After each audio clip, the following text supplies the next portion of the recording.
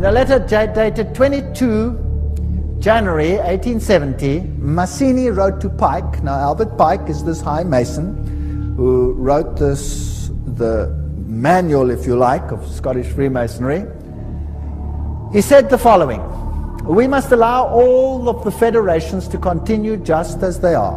It must appear as things are as they were in the beginning, with their systems, their central authorities, and diverse modes of correspondence between high grades of the same right, organized as they are at present, but we must create a super right, which will remain unknown, to which we will call those Masons of high degree, whom we shall select. With regard to our brothers in Masonry, these men must be pledged to the strictest secrecy. Through this supreme right, we will govern all Freemasonry, which will become the one international center, the more powerful because its direction will be unknown." Now, Albert Pike wrote a letter to Mazzini, and that was dated August 15, 1871, in which he propagated that there should be a world order, a one order where all nations are under the control of one central organization. And in order to achieve this, they planned, and there are numerous quotes for this, so I've put a number on the screen because some will say, I don't trust this, I don't trust that, I don't trust the other. Here are references down there, there are references up there, there will be references in other slides, so it comes from different sources. He said, and this was, by the way, on display in the British Museum and could be seen there until it was taken away. The First World War, to overthrow the power of the Tsars in Russia, protector of orthodoxy, and bring about an atheistic communistic state. Did that happen? Yes. Now that was written long before this event. Long before this event. This was written in 1871. This war broke out in 1914.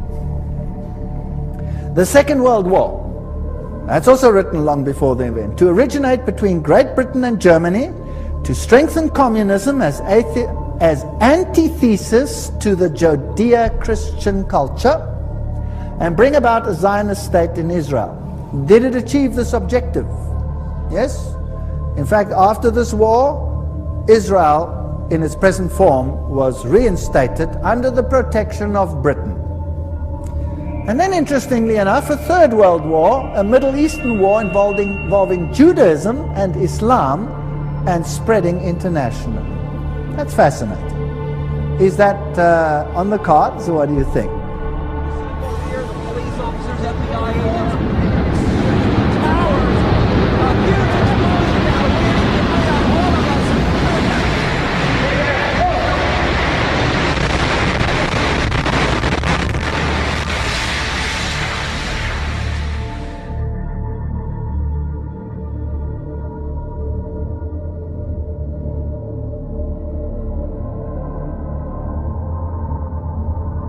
Certainly sounds like we are on track.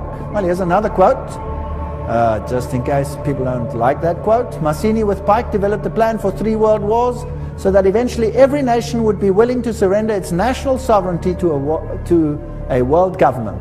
The first war was to end the Tsarist regime in Russia, the second to allow the Soviet Union to control Europe, the Third World War was to be in the Middle East between Muslim and Jews and would result in Armageddon. Interesting. Now, how were they going to do it? Let's read what Albert Pike wrote about these wars and how they were going to be unleashed. He wrote, quote, "We shall unleash the nihilist and the atheist," so the destroyer and the atheist, "and we will provoke a formidable social cataclysm which in its horror will show clearly to the nations the effect of absolute atheism. Origin of savagery and the most bloody turmoil. Then everywhere the citizens obliged to defend themselves against the minority of revolutionaries will exterminate these destroyers of civilization, and the multitude, disillusioned with Christianity, will receive the pure light through the universal manifestation of the pure doctrine of Lucifer. The destruction of Christianity and atheism, both conquered and exterminated at the same time." Wow, what a clever plan. So you rub the two systems which you create up against the other. You create atheism, as an antithesis to the Judeo-Christian culture. You have these two clash until they rub each other up, and then out of that you will get a new world order where you have a new religion which is far more esoteric and actually honors Satan. Isn't that a rather clever plan? Well, it's very successful. That is why Ordo ab Cao is the verse, if you like, that Freemasonry uses. This is one of their documents, remember, that I photographed in a Masonic lodge.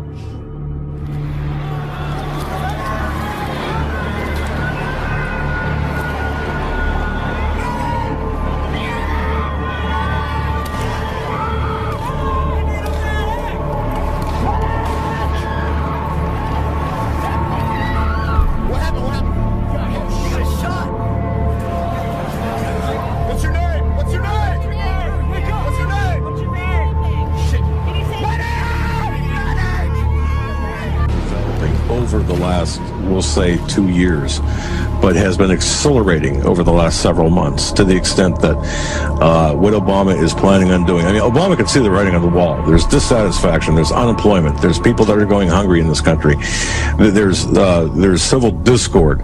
All of this is taking place. He can see the writing on the wall. It doesn't look good for his election. But these people have no plans on leaving, Alex. And I'm telling you right now, the people who rioted in the 1960s, the Bill Ayers and the Bernardine Dorns, who were actually the protesters in the 60s and early 70s, the Weather Underground, these are the people who Obama has by his side right now. These are the people who are my sources saying, look, what these people are doing, for example, Trayvon Martin, they're using this as a catalyst for racial unrest. The NBC edited the tape to make it sound racist, and the Justice Department got caught with moles fomenting the new Black Panthers in people. I mean, they really are trying to get a race war. Exactly, they are, and they're working toward that goal, but they're also looking toward the economic factors, and this is something that's so important that people really need to understand. What's going on in Europe right now, today, is coming to America. We're facing this massive hyperinflation, or this massive economic collapse in this country. I mean, your guest, Gerald Celente, right on the money with his information. This is coming to America, and I'll tell you what, DHS knows this. They know that they can't stop this. They know that the dollar is going to collapse. They know that because of this, there's going to be class warfare, and that's the other leg of the table. And so when you have the racial component combined with the economic component, the class warfare, I'm going to tell you, they're expecting riots. They're expecting, not only expecting it, but they're seeding they're actually seeding it. For example, they've got, my source is telling me, according to the information that he's found, for example, Louis Farrakhan and others, now he would not name others, but others are on the payroll of the CIA. This is what my source is saying, allegedly, okay? Allegedly, Farrakhan is on the payroll of the CIA.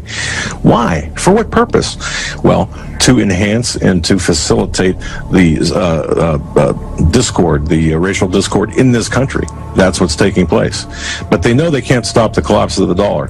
Obama, Bernanke working together to tank the dollar, the U.S. dollar, on purpose. I mean, they are destroying this country, and they're not going to leave until they're done. Well, when I say destroying the country, they're fundamentally changing the country.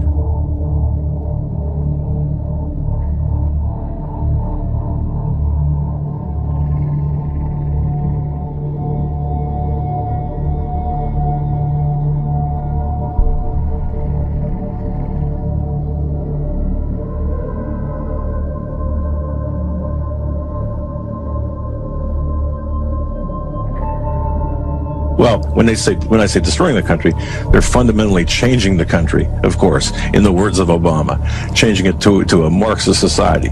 Which is destroying the country. Exactly.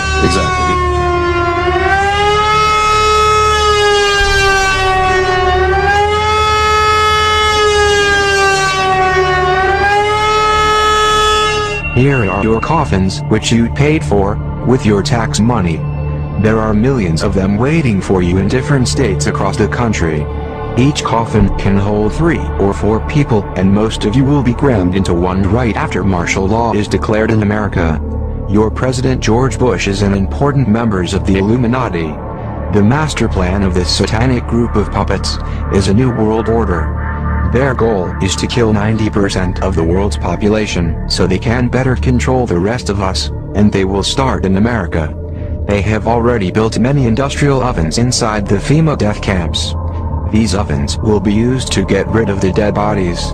However, even burning these ovens day and night, they will not be faster than the gas killing hundreds to thousands of people at a time. So the plastic coffins will be used to store the rotting bodies. The riots that are coming this summer, that are expected this summer, that are going to be enhanced by the actions of the government this summer. And you've pointed a lot of this stuff out. People need to listen to you very carefully because you give a lot of facts out. But it's amazing. Now, they're going to pale in comparison to what's coming this summer if the timetable is correct. And by the way, we've always heard this in bad economic times, but the murders and the racial attacks and the craziness and people on edge, I'm seeing it everywhere. And I live in the wealthiest per capita city rated by Forbes, Austin, and it's already bad here. I can't imagine Southern California, Michigan, places like that, Florida. I mean, it's going to be a powder keg. Indeed it is. And that's what they're counting on. And you know, again, this whole thing is coming. It's going to come like a tsunami. It's going to hit us like a ton of bricks. There's a lot of people. You've woken up a lot of people, Alex, and thank you for that. But there are a lot of people who just have no clue, no idea. And one thing my source did tell me that I was very concerned about is the fact that, of course, we all know about the FEMA camps that don't exist. Of course they do. They're disaster relief centers, according to, their names. People, when they get hungry and they're unprepared, they're going to flock to these camps.